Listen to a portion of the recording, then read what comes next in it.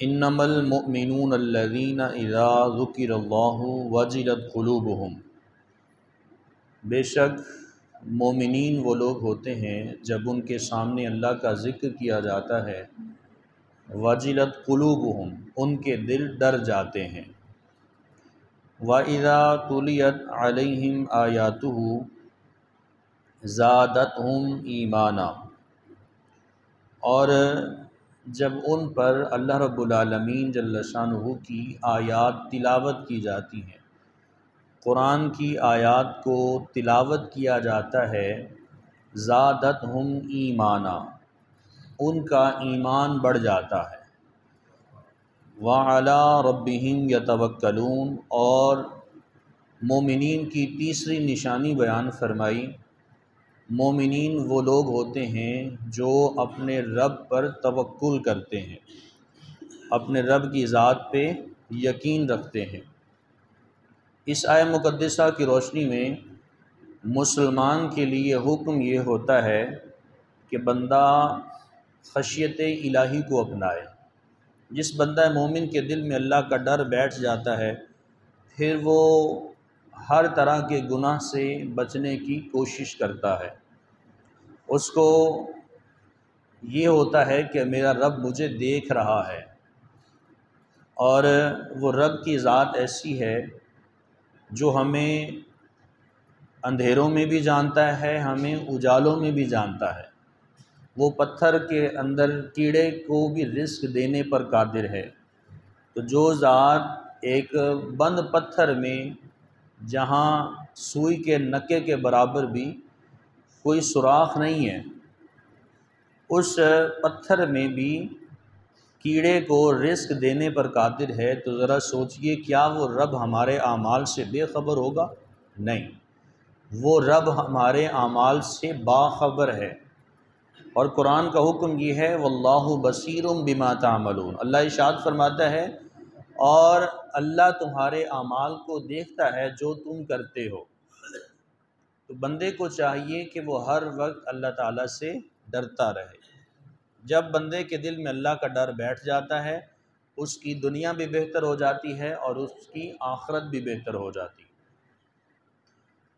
جہاں کہیں کیمرہ لگا ہوتا ہے تو اس کے نیچے لکھا ہوتا ہے کیمرے کی آنکھ آپ کو دیکھ رہی ہے، تو بندہ اس جگہ پہ گناہ کرنے سے بچتا ہے، اور کوئی بھی ایسی حرکت نہیں کرتا کہ جو اس کیمرے میں عکس ہو سکے۔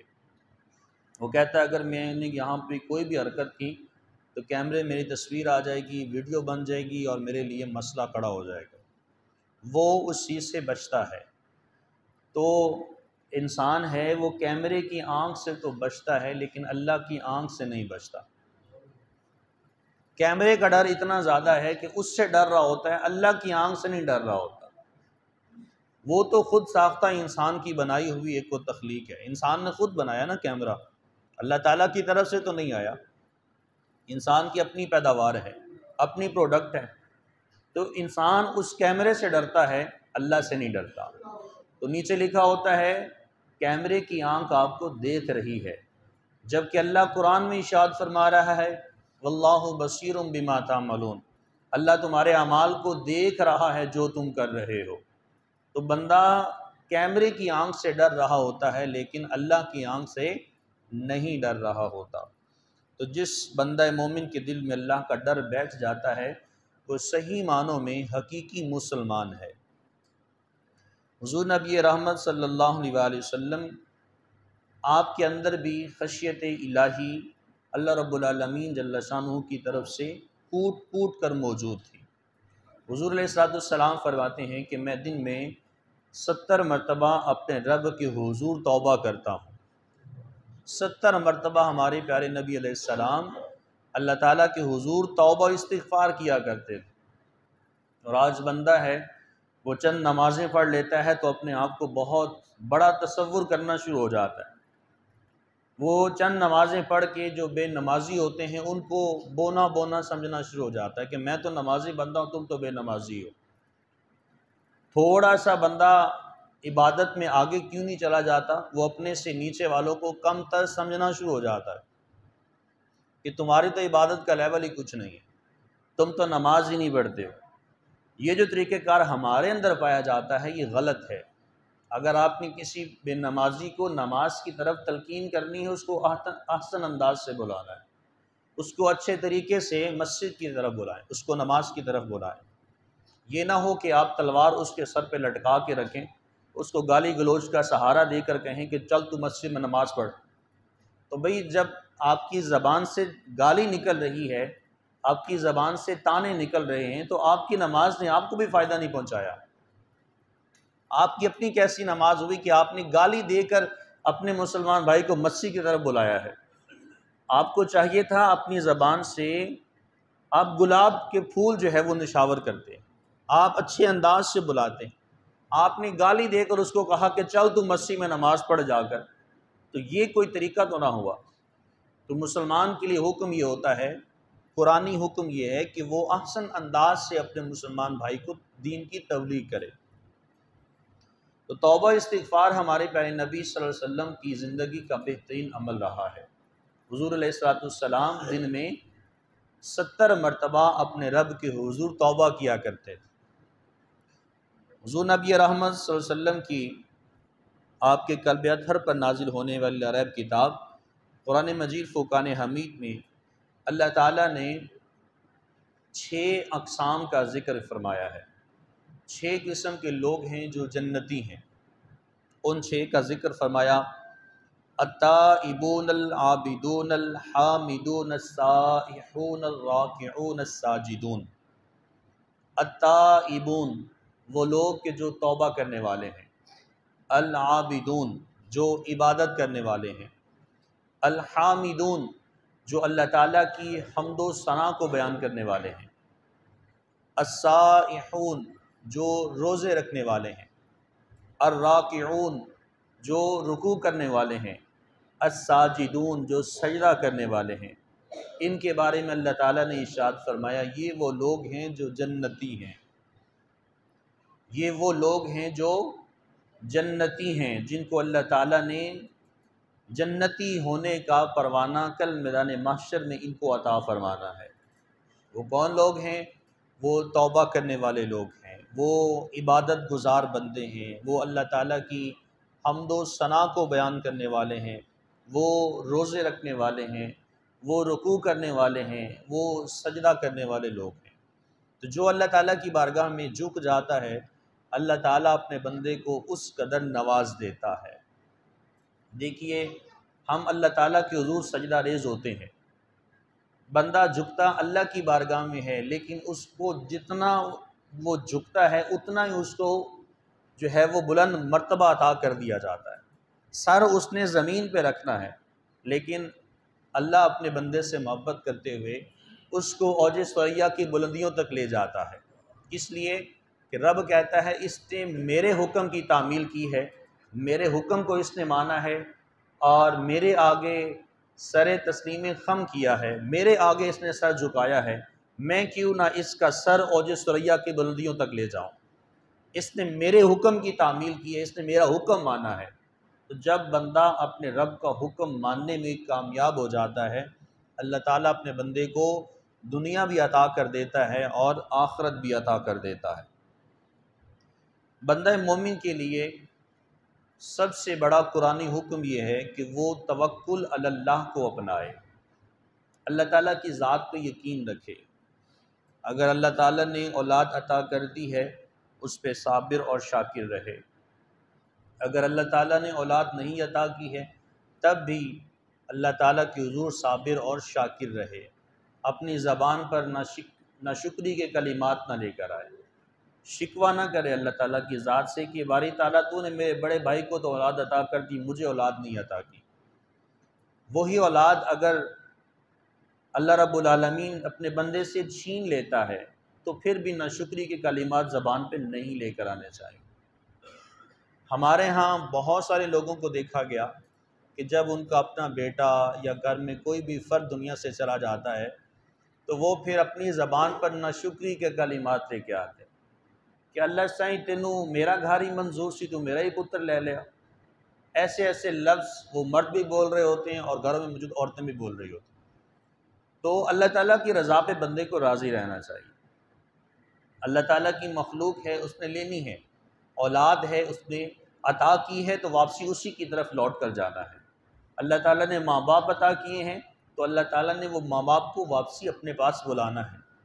ہر ذی روح انسان کو اللہ تعالیٰ نے اپنی طرف بلانا ہے، اور یہ فیصلہ اٹل ہے، اس میں کوئی گنجائش نہیں نکل سکتی۔ اللہ تعالیٰ کی بارگاہ میں حاضر ہونا ہے، بندے کو اپنے رب کی ذات پہ یقین ہونا چاہیے۔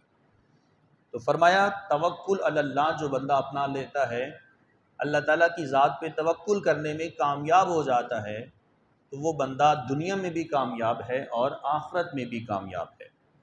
اللہ تعالیٰ نے ارشاد فرمایا فَإِذَا عَزَمْتَ فَتَوَكَّلْ عَلَى اللَّهِ، بندہ مومن کی شان یہ ہے کہ جب تو کسی کام کے کرنے کا ارادہ کرے فَتَوَكَّلْ عَلَى اللَّهِ، تو اللہ کی ذات پہ بھروسہ رکھ۔ تو نے یہ کام کرنا ہے اللہ تعالیٰ کی ذات کے لیے۔ تیرا جو پالن ہار ہے، تیرا جو رب ہے، وہ اللہ رب العالمین ہے۔ تو نے اس پاک ذات کے لیے کام کرنا ہے، تو نے اپنا یقین اس پاک ذات سے طلب کرنا ہے۔ فَإِذَا عَزَمْتَ فَتَوَكَّلْ عَلَى اللَّهِ، بندے کے لیے حکم یہ ہے کہ جب بھی وہ کسی کام کے کرنے کا ارادہ کرے تو اللہ تعالیٰ کی ذات پہ یقین رکھے۔ اس لیے ان اللہ یحب المتوکلین، اللہ تعالیٰ بھروسہ کرنے والوں کو پسند فرماتا ہے۔ یہاں دولت کا ذکر نہیں کیا، یہاں حسن کا ذکر نہیں کیا، یہاں لباس کا ذکر نہیں کیا، یہاں ذات کا ذکر نہیں کیا کہ جس کا لباس اچھا ہوگا اللہ اس سے محبت کرے گا۔ یہاں اس بات کا ذکر نہیں ہے جو سب سے زیادہ خوبصورت ہوگا اللہ اس سے محبت کرے گا۔ یہاں ذات کا ذکر نہیں کیا کہ جس کی ذات عالی مرتبت ہوگی اللہ اس سے محبت کرے گا۔ یہاں بلند کوٹھیوں والے کے بارے میں ذکر نہیں کیا، جس کی بڑی کوٹھی ہوگی اللہ اس سے محبت کرے گا۔ ایسا نہیں ہے، ان اللہ یحب المتوکلین، بلکہ اللہ تعالیٰ جل شانہ بھروسہ کرنے والوں سے محبت رکھتا ہے، ان کو پسند فرماتا ہے، چاہے وہ کوئی بلند کوٹھیوں میں رہنے والا ہو، چاہے وہ جھونپڑی میں رہنے والا ہی کیوں نہ ہو، چاہے وہ امیر ہو یا غریب ہو، وہ کالا ہو یا گورا ہو، چاہے وہ ذات کے اعتبار سے عالی مرتبت ہو، ذات کے اعتبار سے کم ہی کیوں نہ ہو۔ ان اللہ یحب المتوکلین، اللہ تعالیٰ توکل کرنے والوں کو، اپنی ذات پر بھروسہ رکھنے والوں کو محبوب رکھتا ہے۔ یہ اللہ تعالیٰ کا حکم ہے، لیکن تخصیص ہے تو بندے نے اپنی بنائی ہے۔ وہ کہتا ہے میں غریب ہوں تو اللہ مجھ سے محبت کرے گا، وہ کہتا ہے میں امیر ہوں تو اللہ مجھ سے ہی محبت فرماتا ہے۔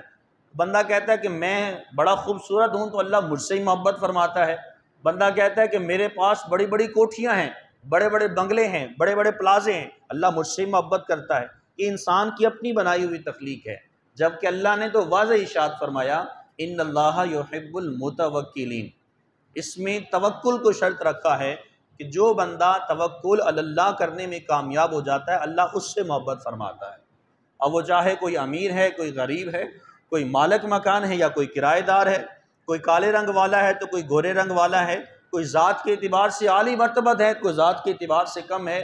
ان اللہ یحب المتوکلین، اللہ اسی سے محبت فرماتا ہے جو اللہ تعالیٰ کی ذات پہ یقین رکھنے والا ہوتا ہے۔ بندہ مومن کی شان کو بیان فرمایا کہ بندہ اپنے رب سے کہتا ہے ربنا علیک توکلنا والیک انبنا والیک المصیر۔ بندہ کوئی بھی کام کرتا ہے اس کو چاہیے اپنے رب کے حضور یہ کلمات کہے، پروردگار عالم ہم نے تیری ذات پہ بھروسہ کیا، اور اس لیے کہ والیک انبنا والیک المصیر، ہمیں تیری ہی طرف پلٹ کر آنا ہے اور تیری ہی طرف ہمیں رجوع کرنا ہے۔ بندے کو چاہیے ہر وقت اللہ تعالیٰ کی ذات پہ یقین رکھتا رہے۔ بندہ مومن کے لیے تیسرا سب سے بڑا قرآنی حکم وہ خشوع و خضوع کی نماز ہے۔ نماز پڑھے خشوع و خضوع کے لیے، اللہ تعالیٰ سے اللہ کا قرب حاصل کرنے کے لیے، اور ایسی نماز ادا نہ کرے کہ وہ کھڑا تو مسجد میں ہو لیکن اس کا دل اس کی دکان کی طرف لگا ہو، اس کے کاروبار کی طرف لگا ہو، اس کے اپنے گھر والوں کی طرف لگا ہو۔ ایسی نماز بھی بندہ مومن کے لیے قابل قبول نہیں ہوتی۔ وہ نماز ساتوں آسمانوں کا طواف کرتے ہوئے عرش کرسی لوح قلم تک جاتی ہے، وہ اللہ تعالیٰ کی بارگاہ میں مقبول نہیں ہوتی ہے، واپسی پلٹ کر آتی ہے تو بندے مومن کے منہ پہ مار دی جاتی ہے، یہ لے یہ تیری نماز ہے جو تو نے میری طرف بھیجی تھی۔ ہم نے اگر کسی کی طرف تحفہ بھیجنا ہو تو بڑے احسن انداز سے بھیجتے ہیں۔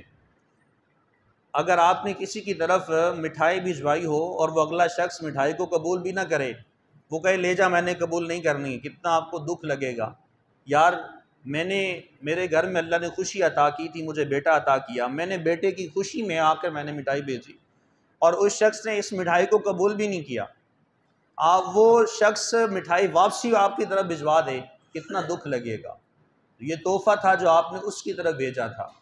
ایک چھوٹی سی مثال سمجھانے کے لیے عرض کی ہے، اسی کو آپ اس طرف لے کر آئیں۔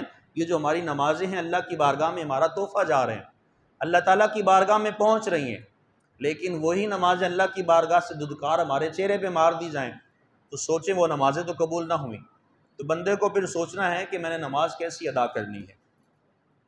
قرآن مجید فرقان حمید میں اللہ رب العالمین نے ارشاد فرمایا، 18ویں پارے کی آیت مقدسہ ہے، قد افلح المؤمنون، مومنین کامیاب ہو گئے جو ایمان یافتہ ہیں، اور وہ کون سے ہیں؟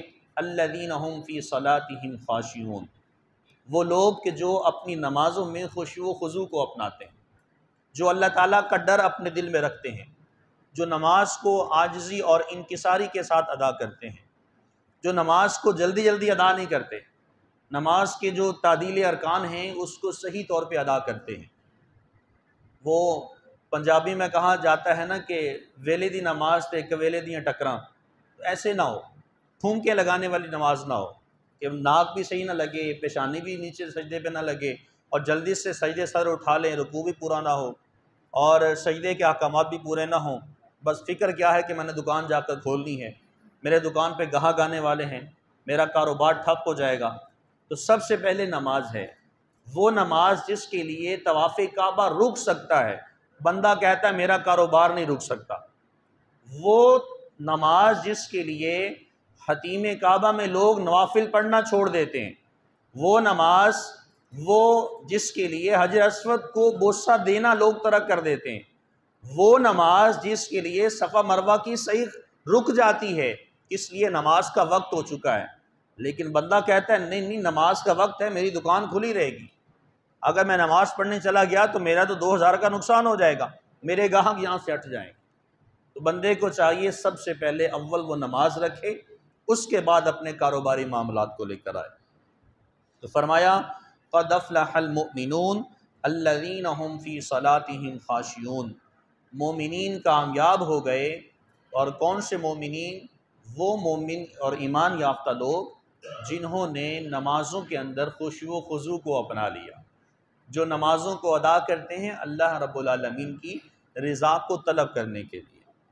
قرآن مجید فرقان حمید کے دوسرے مقام پہ ارشاد فرمایا گیا، 16ویں پارے کی آیت مقدسہ ہے، فخلف من بعدهم خلف اضاعوا الصلاة واتبعوا الشہوات فسوف یلقون غیا، فرمایا تو ان کے بعد ان کی جگہ وہ ناخلف آئے، یہاں بے نمازی کو ناخلف اللہ رب العالمین نے مخاطب کیا ہے، تو ان کے بعد ان کی جگہ وہ ناخلف آئے، اضاعوا الصلاۃ، جنہوں نے اپنی نمازوں کو ضائع کر دیا، واتبعوا الشہوات، اور اپنی نفسانی خواہشات کی پیروی کرتے رہے، فسوف یلقون غیا، ان قریب اللہ تعالیٰ جل شانہ انہیں غیش کے جنگل میں داخل فرمائے گا۔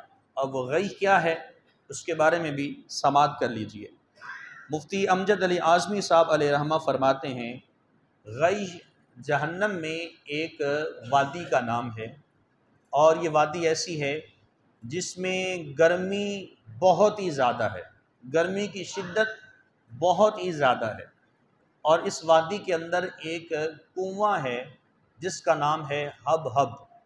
اس کنواں کو جب جہنم کی گرمی ختم ہوتی ہے، آگ ختم ہوتی ہے، ماند پڑ جاتی ہے، تو پھر اللہ تعالیٰ جل شانہ اس کنویں کو حکم فرماتا ہے، اس کنویں سے آگ نکلتی ہے، وہ کنویں کا منہ کھل جاتا ہے، اور دوبارہ پھر اسی وادی کو، جس وادی کا نام غی قرآن نے ذکر فرمایا، دوبارہ سے بدستور وہ آگ دوبارہ سے بھڑکنا شروع ہو جاتی ہے۔ تو امام الانبیاء سے پوچھا گیا کہ حضور یہ کن لوگوں کے لیے عذاب ہے کہ پہلے تو آگ ان کے لیے مان پڑ جاتی ہے، جب آگ ختم ہوتی ہے تو اس ہب ہب کنویں کا دروازہ کھول دیا جاتا ہے، دوبارہ پھر آگ بھڑکنا شروع ہو جاتی ہے۔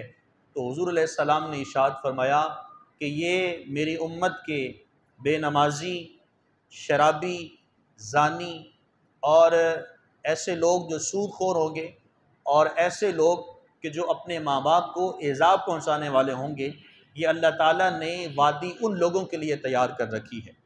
تو سوچئے کہ بے نمازی کے لیے کتنا گناہ ہے، کتنا اس کے لیے عذاب ہے۔ ہم لوگ نمازوں کی پرواہ نہیں کرتے۔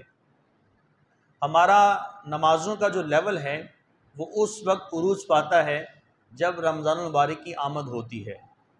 جب رمضان المبارک کی آمد ہوتی ہے تو ہماری مساجد آباد ہو جاتی ہیں، اور جو ہی چاند رات ہوتی ہے تو ہماری مساجد ویران ہو جاتی ہے۔ مسلمان کو یہ طریقہ کار روا نہیں ہے، اس کو چاہیے اپنے رب کا حکم مانتے ہوئے ہر وقت اپنی مساجد کو آباد کرے۔ اور انما یعمر مساجد اللہ من آمن باللہ والیوم الآخر، کہ وہ لوگ کہ جو اللہ رب العالمین کی ذات پر اور یوم آخرت پر ایمان رکھتے ہیں وہ مساجد کو آباد کرنے والے ہوتے ہیں۔ تو مسجدوں کو آباد کرنا یہ بندہ مومن کی نشانی ہوتی ہے۔ تو نماز یہ بندہ مومن کی زندگی کا وتیرہ ہونا چاہیے، سب سے پہلی ڈیوٹی یہ ہونی چاہیے، سب سے پہلی ڈیوٹی۔ لیکن ہماری ڈیوٹیوں کے اندر شامل ہوتا ہے کہ میں نے 8 بجے آفس جانا ہے، میں نے 5 بجے واپسی آنا ہے، میں نے فجر کے بعد میں نے دکان کھولنی ہے۔ فجر کی نماز بندے کی زندگی میں شامل نہیں ہوتی ہے۔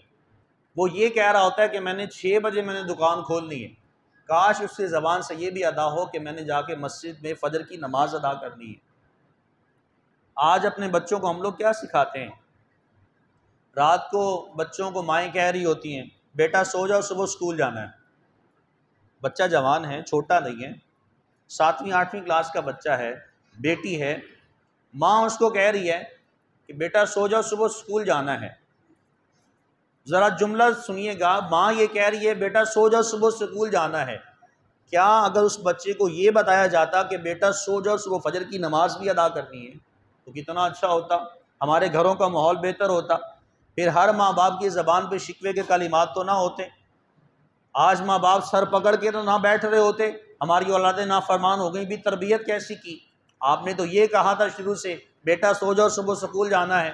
آپ نے یہ تو نہیں کہا تھا بیٹا سو جاؤ، صبح نماز بھی پڑھنی ہے، صبح قرآن بھی پڑھنا ہے، پھر اسکول جانا ہے، ایسا تو نہیں کہا تھا۔ تربیت کرنے کے حوالے سے ماں باپ کو قرآنی احکامات پہ عمل پیرا ہوتے ہوئے وہ احکامات جو قرآن کے اندر موجود ہیں وہ اپنی اولادوں کو سکھانے چاہیے۔